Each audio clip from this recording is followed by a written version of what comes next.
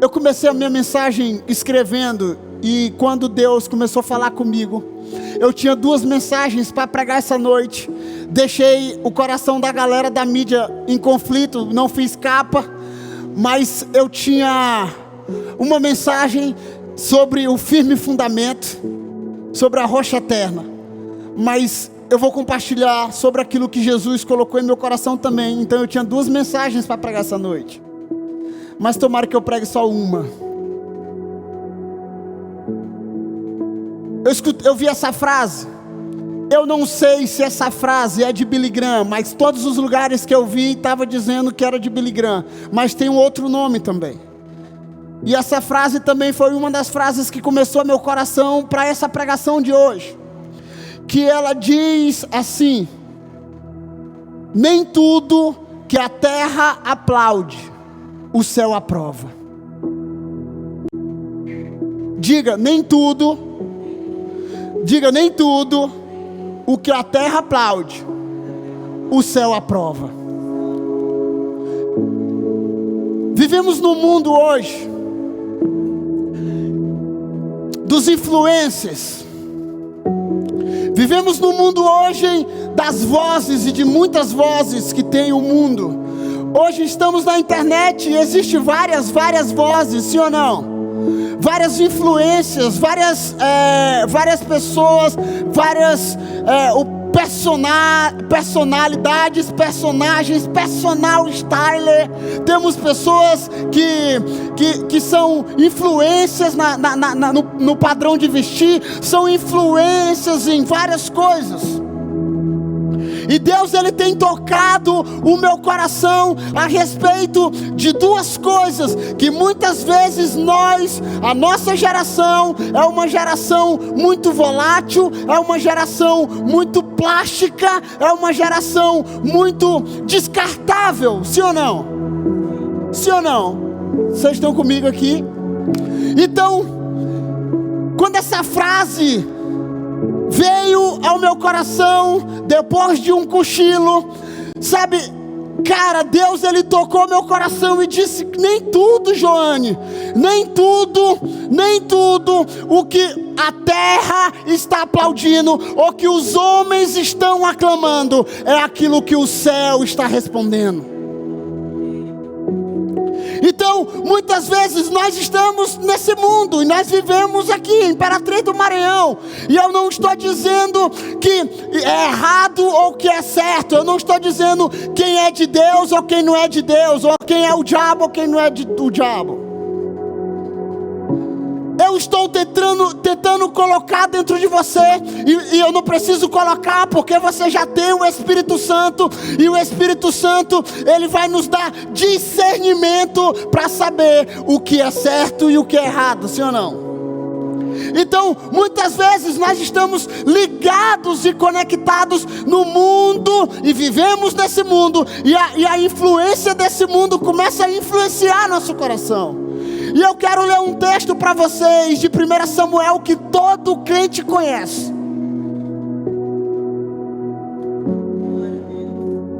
Samuel 16. 1 Samuel 16, versículo 7. Eu vou ler esse depois, mas eu vou resumir a história para aquele que não conhece, aquele que não é novo convertido. Deus fala para Samuel o quê? Sai da tua casa e vai ungir o rei de Israel. Profeta Samuel, um homem que ouvia Deus, um homem que era direcionado por Deus, sim ou não? Ele vai para a casa de um homem chamado quem? Jessé. E ele vai fazer o que na casa de Jessé? Ele vai ungir Davi. Ele chega na casa de Jessé, e ele olha e ele vê vários filhos, sim ou não? Eu acredito que entre esses filhos tinha bodybuilding, tinha homens altos, loiros, dos olhos verdes. Ele vai e ele olha e ele começa a dizer: Jessé, eu vim à sua casa porque Deus falou comigo que eu iria consagrar um dos teus filhos para o reinado. E ele começa, e vem e ele vai lá, o profeta se encanta, irmãos. A Bíblia diz que o profeta, na sua alma, ele é enganado. E ele começa a orar, e chama outro. E aí Deus fala para ele assim: ei, não é nenhum desses. Ele buga a cabeça de Samuel. O Espírito Santo diz, Deus diz, não é nenhum desses. Ele chega para Jessé e diz: Jessé, ainda tem alguém para me orar? Porque Deus disse que não é nenhum desses. Por muitas vezes, olha aqui, por muitas vezes você viu na Bíblia não, pregadores dizendo: quando Deus foi chamar Davi era um meninozinho feinho, não sei o que, franzino, pequeno, não sei o que. A Bíblia não relata a história. A Bíblia diz que Davi era um moço de boa aparência, ruivo, era baixo, mas era de boa fama, de boa aparência, amém? Vamos para a Bíblia. Então, eu não vou dizer aqui que Davi era o menorzinho da casa de Jessé, o feinho, não era não. Mas a Bíblia diz que ele era o menor em estatura. Ele era talvez, na visão dos homens, o pequenininho, sabe? E quando Samuel começa a orar por todos e não encontra ninguém, ele pergunta: ainda tem alguém? Ele diz o quê? Existe um. Não está aqui. Ele está onde? No campo. Manda chamar ele. Manda chamar ele. E logo vem esse texto. O Senhor, contudo, disse a Samuel: não considere a sua aparência, nem a sua altura, pois eu o rejeitei. O Senhor não vê como o homem vê a aparência, mas o Senhor vê.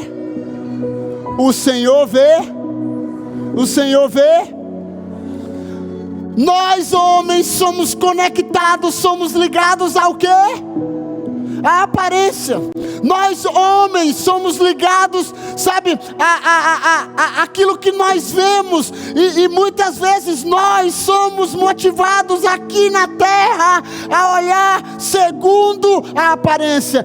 Olhamos segundo quem tem mais seguidores, segundo quem fala mais eloquente, ou aquele que fala, que opera mais milagre, aquele que tem mais likes no Instagram ou no YouTube, aqueles que são mais visíveis, aqueles que vendem mais. E nós estamos em um mundo assim, conectados a isso. Não, precisamos nos vender, precisamos ter o nosso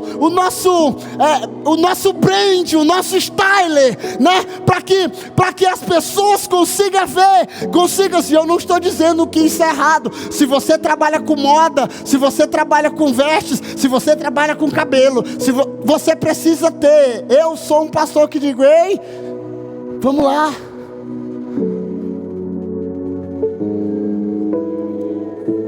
Eu sou um pastor que eu falo para meus discípulos: essa blusa aí não dá não, essa daí é feia.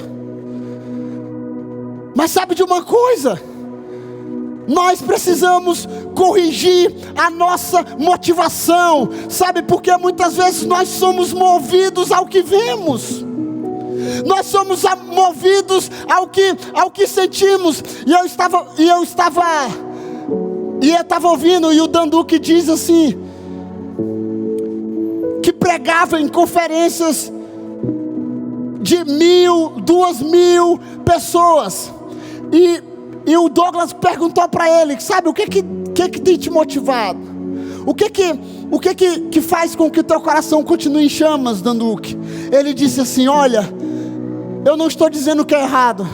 Mas sabe, eu já fui em conferências de 1.000, 2.000, 3.000 pessoas, e eu saí de lá frustrado. Mas eu já fui em orações de 100 pessoas, conferências de 100 pessoas, e eu saí totalmente marcado. E ele conta a história de um pastor, que ele foi em uma conferência, em uma reunião de pastores. Eu estou dando spoiler, depois ouça esse podcast. E ele disse que eu fui numa reunião de pastores, e quando Deus chegou no lugar, Deus falou para mim: eu vim aqui por causa de um homem, eu vim para cá por causa de um homem, uma reunião de pastores. E ele diz: eu vim aqui por causa de um homem. Terminou a conferência, ele ficou em crise ali, e ele disse que não entendeu. No outro dia, esse pastor foi na casa dele, eu acredito que seja em Jacksonville, que ele mora lá, e o pastor chegou e disse: aquele homem que você falou ontem, sou eu. Ele disse que passou mais ou menos 1 hora ministrando ao coração desse pastor. Ele não diz o que aconteceu lá, mas ele disse que esse pastor saiu totalmente transformado, totalmente mudado, totalmente revolucionado. Sabe por quê? Porque o evangelho tocou o coração daquele homem. E ele disse assim: aquilo ali marcou a minha vida mais do que uma conferência de 2.000 pessoas. Por quê? Porque nós temos uma definição de sucesso. Qual é a nossa definição de sucesso? É se nós fazemos um evento e ele estiver lotado.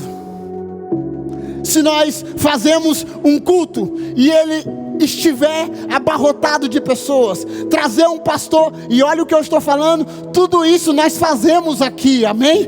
Trazer um pastor, trazer alguém que compete, que ajuda, que está sendo usado, essa é a nossa motivação. Mas sabe o que é a nossa motivação? É de ouvir o que Deus tem através desse homem, através dessa mulher. Então o que acontece? Sabe, teve a conferência criativa semana passada aqui, parte de alguns aqui não vieram, mas sabe de uma coisa? Sabe o que mais me motiva? Sabe o que mais me alegra? Foi ver todo o corpo dessa igreja, de adoração, de mídia, de dança, sabe, aquela peça, o stage, a galera que pinta, da arte profética, todo mundo trabalhando para um bem comum, sabe, esse é o propósito de uma conferência, esse é o propósito do evangelho. E sabe de uma coisa? Eu cheguei para a pastora Vanderlene depois e disse: parabéns, pastora, que a senhora conseguiu fazer algo que é difícil, juntar todo o corpo que serve essa igreja para um único propósito, para que o nome de Jesus seja glorificado. Sabe por quê? Porque muitas vezes o nosso orgulho, a nossa vaidade quer que o nosso nome apareça, e Jesus quer que o nosso nome caia. Aquela peça, quem viu a peça? Cara, aquele tanto de gente com textos decorados. Eu já participei de teatro, irmão. Tinha que ser assim, e Jesus chorou para mim, tá bom. Porque para decorar, cara, eu vi uma moça, eu esqueci o nome dela, e filha da Thaís. Alguém me lembra dos adolescentes aí? Áquisa, né?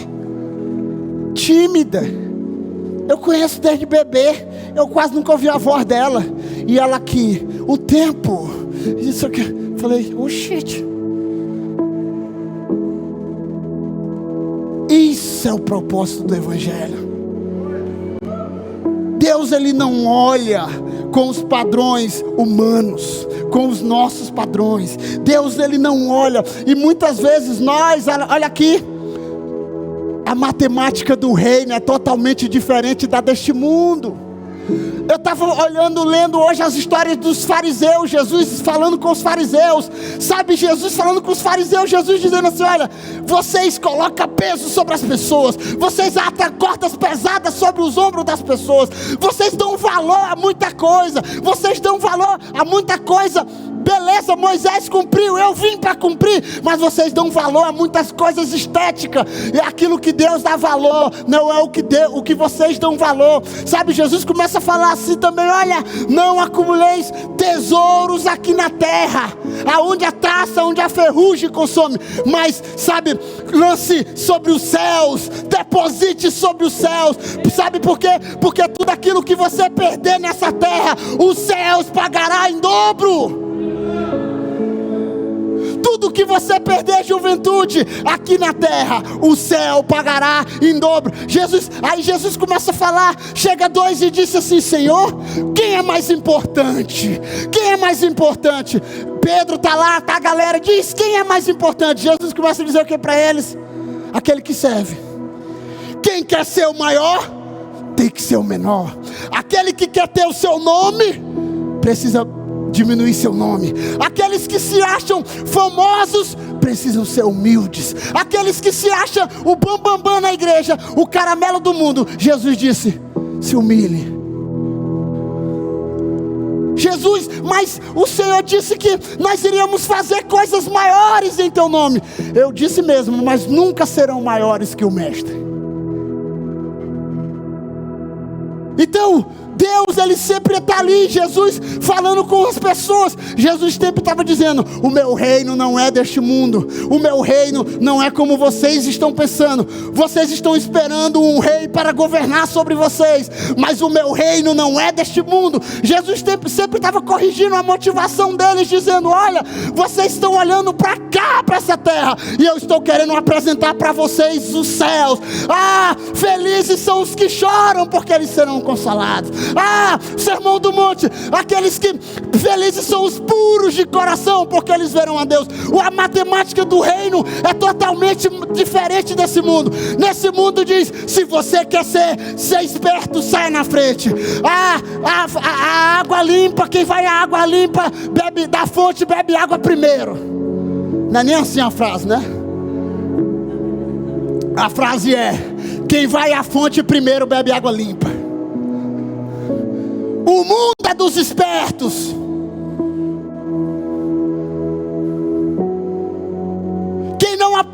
Quem não se preparar para as oportunidades vai ficar para trás. Não é assim que a gente aprende? Estou errado? Eu já vivi dentro de uma faculdade. Eu já vivi fora desse corpo de trabalho aqui.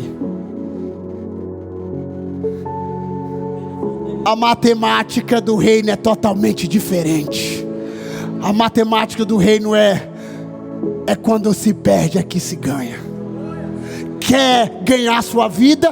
Negue a si mesmo, tome a sua cruz e siga Jesus dia após dia. Quando é que você chora, é que você está alegre. Já imaginou isso? Tu está chorando por quê? Porque eu estou alegre. Tu está alegre? Mas lá no mundo o sinônimo de amar é sofrer, como diz o Chitãozinho Chororó.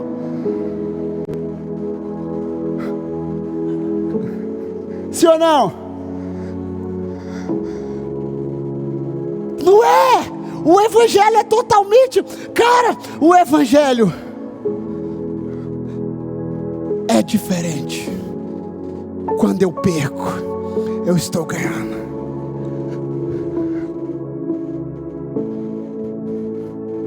Quando eu me humilho, Deus me exalta. Quando eu me ajoelho, eu estou de pé. E aquele que está em pé, cuidado para que não caia. Essa é a matemática do reino.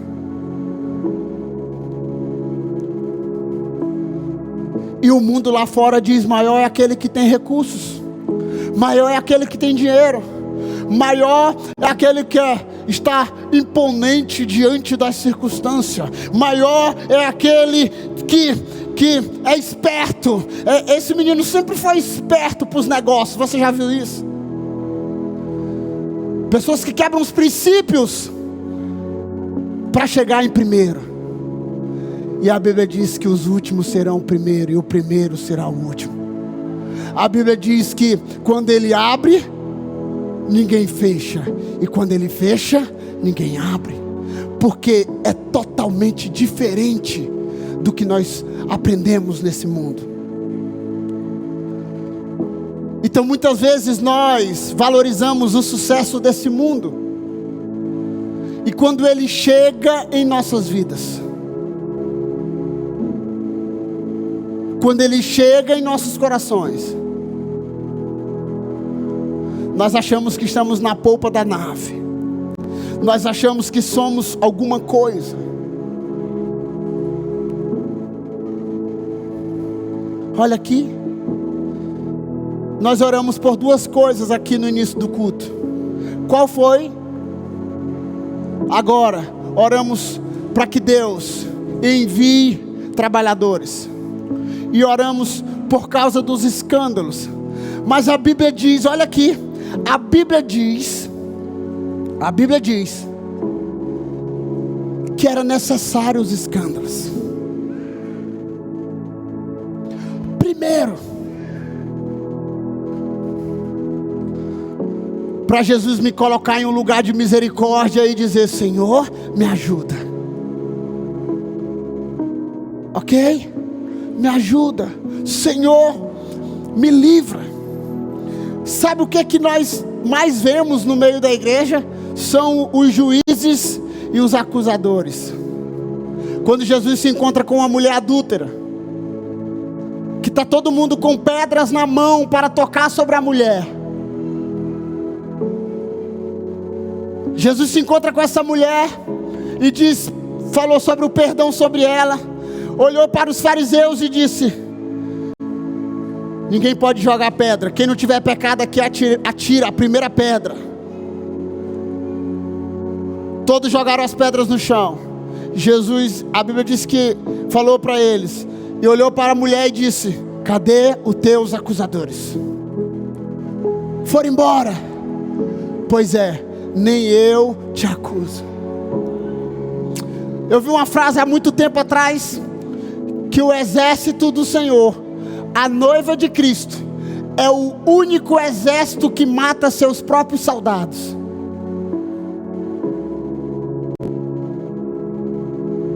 O escândalo vai vir, e algumas coisas é necessário que aconteça.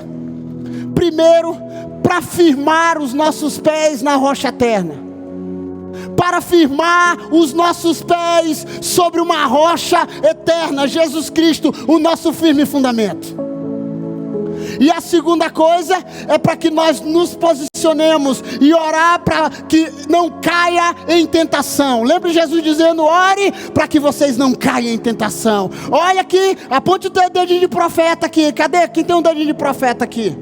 Levanta bem alto o dedo de profeta aqui. Levanta bem aí, tá com vergonha. Esse é o dedo de profeta, né? Eis que te digo, eis que te digo, eis que te digo. Agora você vai pegar, olha, pega para mim esse dedo de profeta, e você vai apontar para você e dizer: ei, ore para que você não caia em tentação. Ore para que você não caia. Sabe por quê?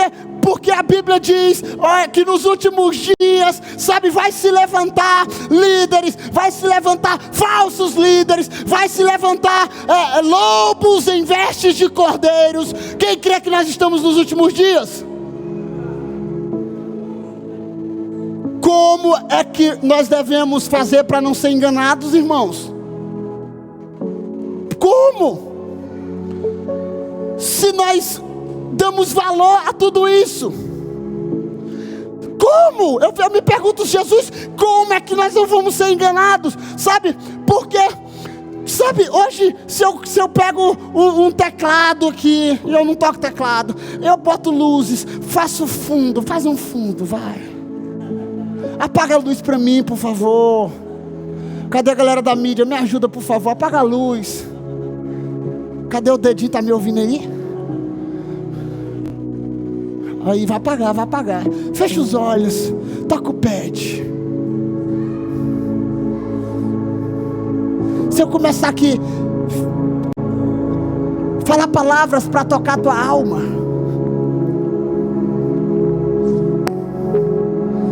porque choras,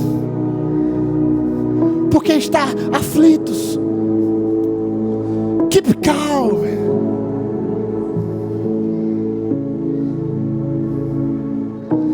Água mole e pedra dura, tanto bate até que fura. Faça por ti que eu te ajudarei. Mexi nas tuas emoções.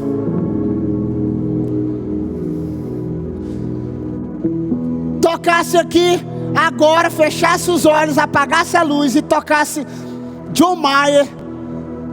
Tava todo mundo. Sim ou não, Hugo?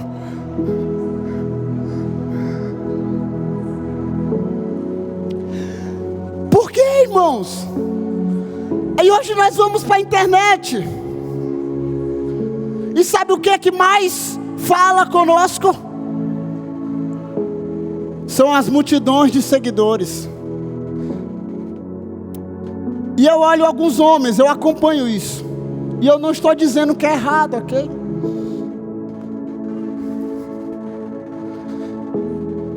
Pessoas que ficaram famosos, Isaú, por causa de uma música. Eles fizeram uma música e hoje eles, vamos dizer, têm 200 mil seguidores.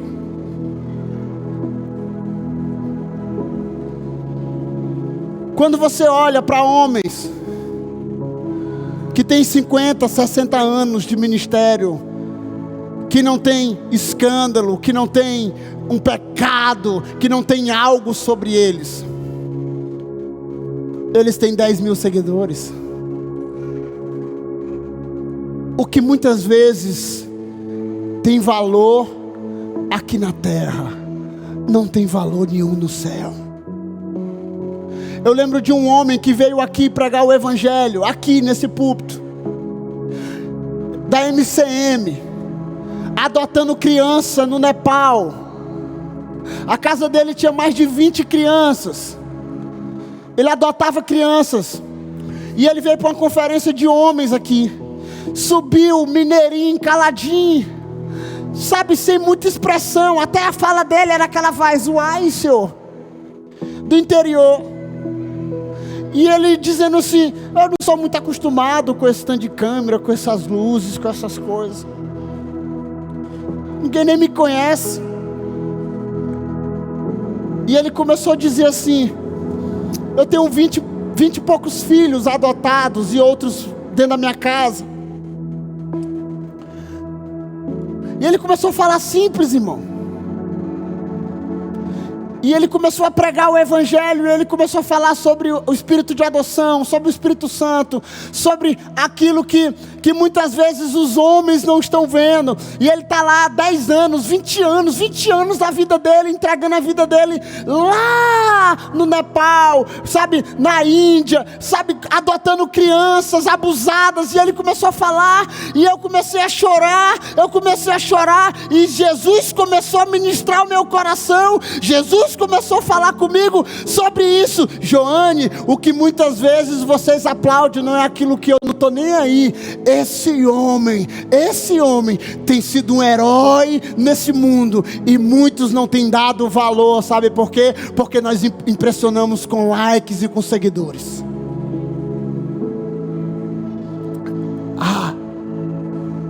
Ele tinha adotado as crianças, colocado no seu nome no papel.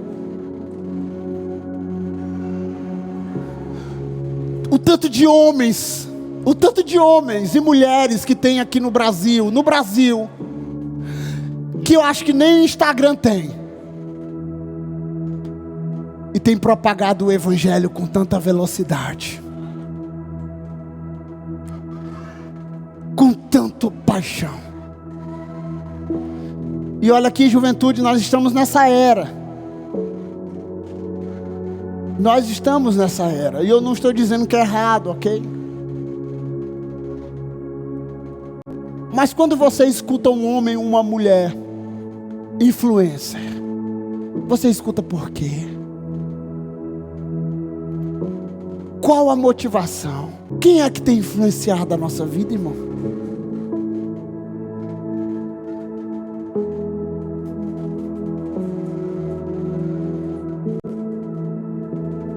Quem tem influenciado a nossa vida? Hoje nós temos milhares de homens E sabe o que mais impressiona a nossa vida? Vamos lá.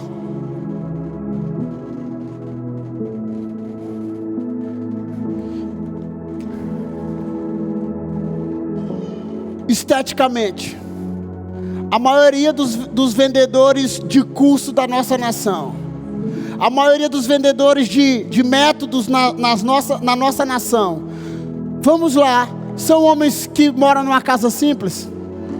Vamos lá, são pessoas que moram em lugares, vivem uma vida simples? Não. Por quê? Porque somos levados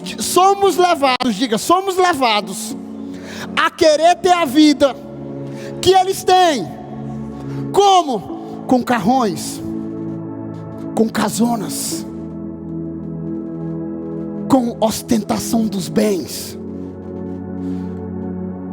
com riquezas deste mundo. E olha aqui, eu não estou dizendo que riquezas é do diabo. Se você acha, manda para mim que eu quero. Olha aqui.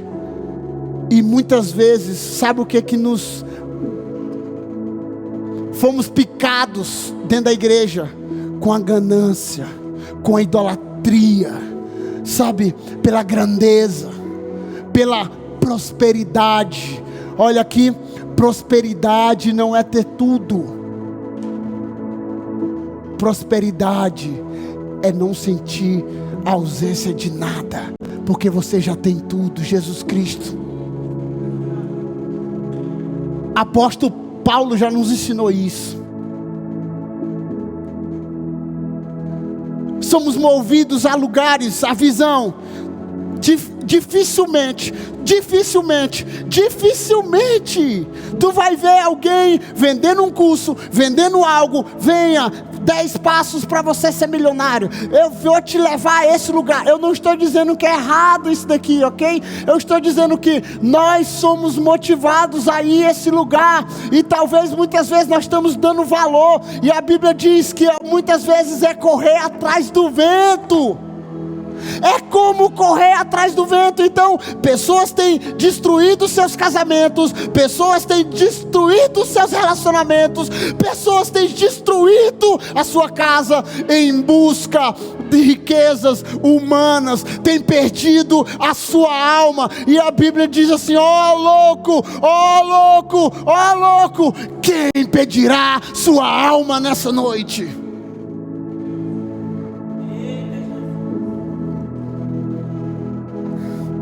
O que você tem aplaudido? Você já se perguntou? Meu Deus, será que eu estou dando valor demais a isso e o Senhor não está nem aí?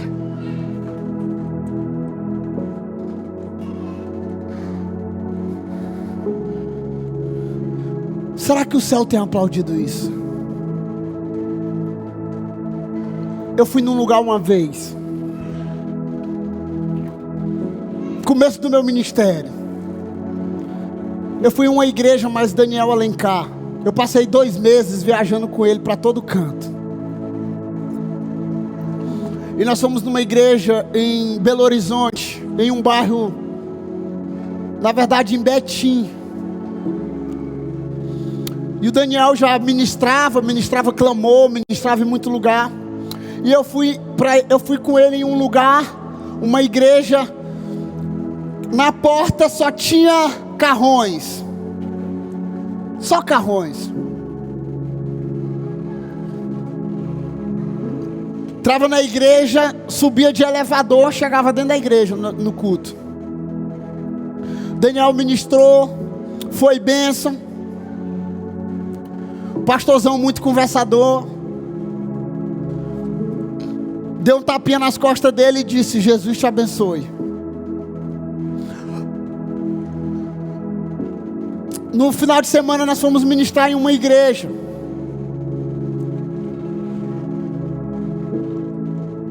Que não era uma igreja. Era uma casa de um pastor que tinha um salão embaixo. E ele reunia a igreja no sábado e no domingo à noite lá nesse salão. Então a família descia, os irmãos vinham, alguns irmãos, e reunia lá. Daniel ministrou, pediu para me compartilhar uma palavra rápida, eu compartilhei. Deus invadiu aquele lugar com sua presença. Deus tocou aquele lugar, sabe, gente chorando, um negócio fora do normal. A presença de Deus, sabe aquele lugar que você não quer sair? Se você quiser construir uma tenda ali, você constrói uma tenda. A presença de Deus. Terminou o culto, os pastores falaram assim: gente, eu quero orar aqui, e eu queria despedir Daniel, o Joane, não era pastor, subir para casa, nós queremos conversar aqui. Eu falei: vai ter uma reunião da igreja aí, bora subir. Subimos. E eu desci 1 hora para ir no banheiro. E quando eu desci para ir no banheiro, eu escutei a igreja reunida. O corpo diaconal da igreja estava reunida. E eles começaram a dizer assim: irmãos, nós temos um dinheiro no caixa da igreja, e esse dinheiro era para isso. Mas Deus falou comigo que era para me dar todo para o Daniel Alencar. O que vocês sentem? A igreja pode entregar, pastor. Naquele dia nós recebemos uma oferta muito maior do que a daquela outra igreja milionária. Sabe por quê? Porque Jesus não vê como o homem vê, irmãos. Jesus não vê como o homem vê. E sabe de uma coisa? Eu viajo hoje para muitas igrejas, vários congressos de jovens, e muitas vezes a gente se impressiona, nós nos impressionamos com isso. Jesus não se impressiona com isso. Eu vou para algumas conferências, eu vou para alguns congressos de jovens, algumas igrejas pequenas, outras grandes.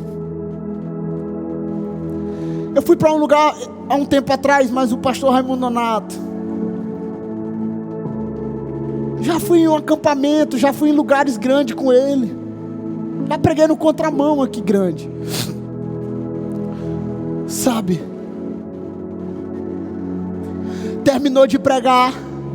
Eu olho para o pastor Nonato, a gente vai sair para comer galinha caipira, que ele gosta de galinha caipira. E ele chega para mim e disse assim: meu filho,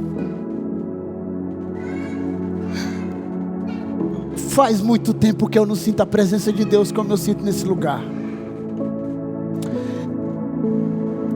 Era um lugar, irmãos, a nossa visão,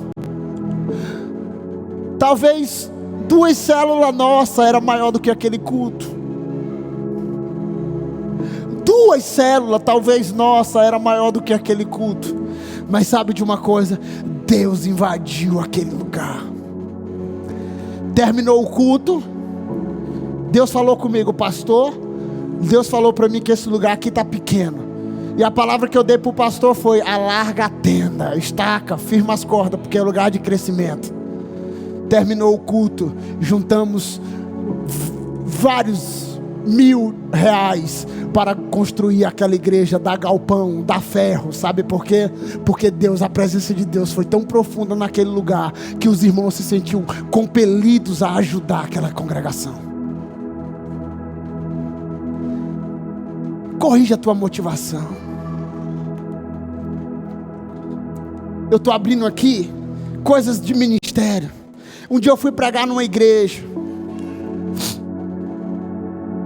Terminei de pregar nessa igreja. Poder de Deus, a bagaceira santa aconteceu no lugar.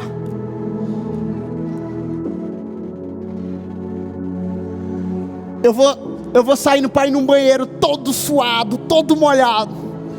Um irmão chega para mim, boy, e diz: quando você chegar no hotel, você lê essa carta que está aqui. E botou uma carta no meu bolso.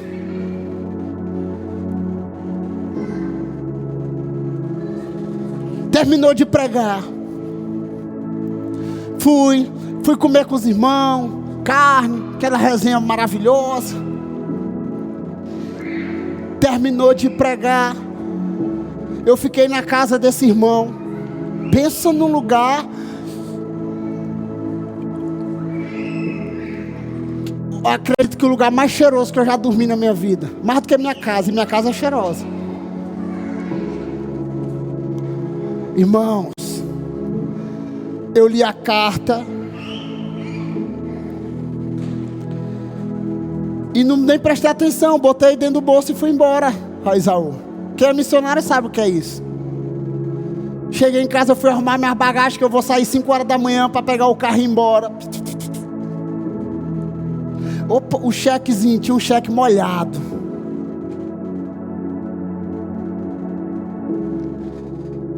Irmão, uma das maiores ofertas que eu já recebi na minha vida. E eu não vou dizer para você não ficar curioso. R$1.500 de oferta.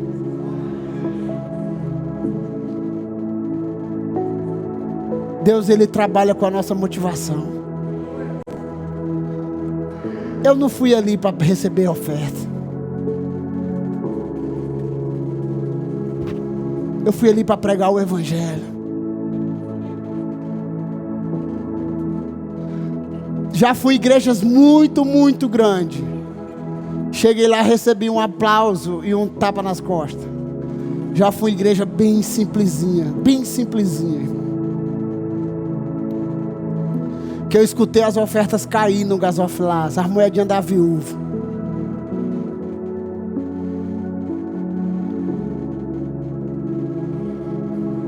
Todo lugar que eu vou pregar, eu levo uma oferta. Aprenda isso, ok? Todo lugar que eu vou pregar, eu levo uma oferta. E deixo como uma semente naquele gasofilaço.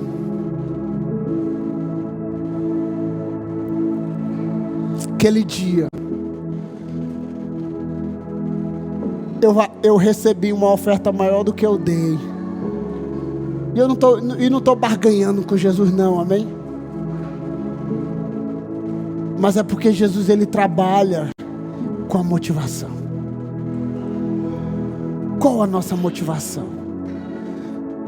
Por que você escuta alguns homens? Por que você olha a vida de alguns homens? Tem muitos homens bons, irmãos. Tem muitos homens, sabe, treinadores. Homens, sabe, que você vai ouvir sobre recursos, sobre dinheiro. Você vai ouvir sobre teologia. Tem vários homens na nação. Pergunte para Jesus: o que é que o céu está aplaudindo? Fique em pé.